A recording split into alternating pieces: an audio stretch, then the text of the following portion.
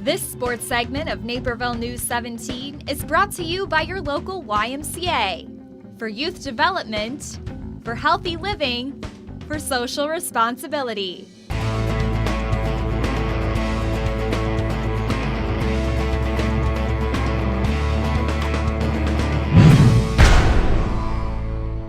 Earlier in the week, Waubonsie won a thriller on the hardwood against Naperville North, earning them a shot against Bennett Academy. But to score a regional championship, the Cinderella team would need their best performance of the season. Students in full force as top seed Bennett looks to defend its regional crown at Lamont.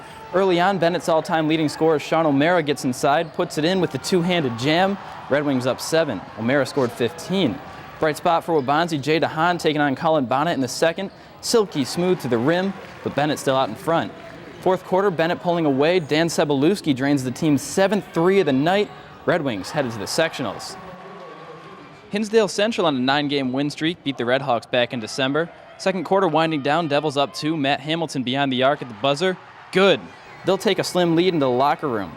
Fast forward to the fourth, tied up. 15 seconds to go. Thomas Ives, no. Chase Hamilton with the board, gonna give it a desperate heave. It drops. Hinsdale Central gets the buzzer beater that counts. They'll get Bennett in the sectional semi.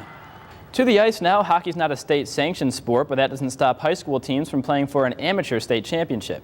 This year, Bennett Academy would fail to defend its Catholic League title, so they'll hit the ice to prove that the Red Wings are about more than just basketball.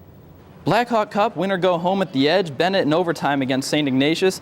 2-on-1 for Evan Langer and Tommy Feldman. Shot leaves a loose puck for Michael Prassey. Powers it home. Bennett survives the upset scare, sets up a Kennedy Cup rematch with Providence in the quarters. Combined division, Waubonsie Valley's first game since winning the West Cup. They'll get Nazareth Academy.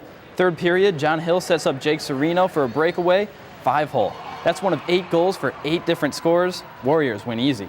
Now the West Cup runners-up, coming off 2 straight losses to Waubonsie. Troy Nelson looks to bounce back versus Fenwick. First period, Eric Flackis puts one on net. Nelson's there for the rebound. That's his first goal en route to a hat-trick. Central moves on.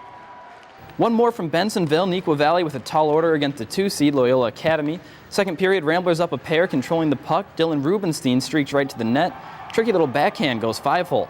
Loyola, too tough for Neuqua. Let's go to college. Jared Brownridge from Waubonsie Valley's class of 2013 tore it up this year at Santa Clara.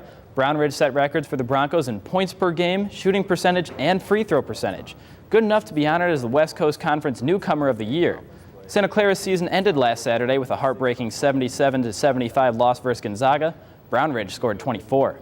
You know, it just shows, from all the hard work that I've been preparing for, that it finally paid off, and that all the people that were there with me, that got me this far, that it all paid out in the end.